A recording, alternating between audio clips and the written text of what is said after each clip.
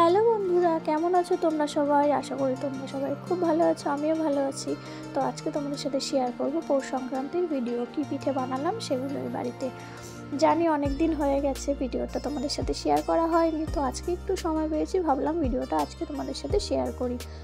তো দেখো, এখানে বাড়িতে পিঠে বানাবো বলে এখানে এবছরে হচ্ছে উনুনে পিঠে বানানো হবে, তো সেই জন্য আমি খুবই এক্সাইটেড।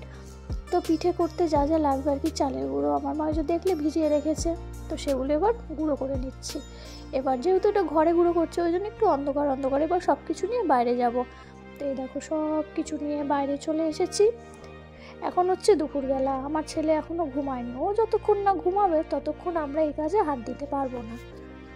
তো আমি তো সব কিছু রেডি করে নিয়েছি। আর এখানে একটা নতুন টেকনিক দেখলাম, যেহেতু উনুনে বসানো হবে ওই জন্য হাঁড়ির পিছনে একটু তেল লাগিয়ে তার পিছনে প্লাস্টিকটা লাগিয়ে দিলে হাঁড়িতে নাকি আর কালি লাগবে না, যা কালি লাগবে প্লাস্টিকটা পরে তুলে দিলেই হয়ে গেল। কি দারুণ টেকনিক, তাই না? তোমরাও ট্রাই করতে পারো। তো ওখানে তো বাইরে সব রেডি হচ্ছে, আর এদিকে ভেতরে যে পুরটা হবে খোয়া ক্ষীর আর নারকেল দিয়ে, সেই পুরটা তৈরি করা হচ্ছে। আর বাইরে বসানো হয়ে গিয়েছে দুধ। তো ভাবছি পায়েসটা আজকে আমিই করব। উনুনে রান্না করতে শীতকালে দারুণ মজা, তাই না বন্ধু? যারা করো তারা অবশ্যই জানবে। তো ওই জন্য আমি একেবারে উনুনের কাছে একটা চেয়ার নিয়ে একদম সেট হয়ে বসে পড়েছি।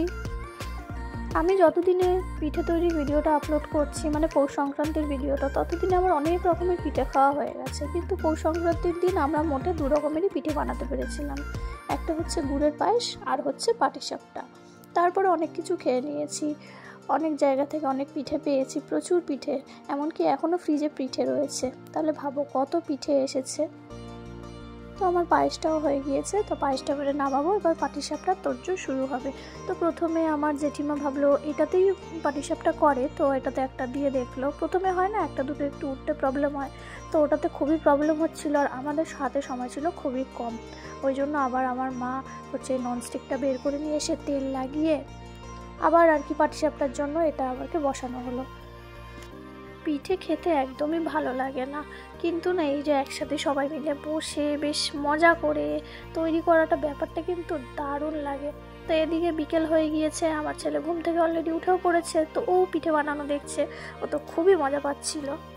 তো এই হলো আমাদের গুড়ের পায়েস, আর এই হলো পাটিসাপটা। তো আমাদের পিঠে পর্ব এখানেই শেষ। টাটা।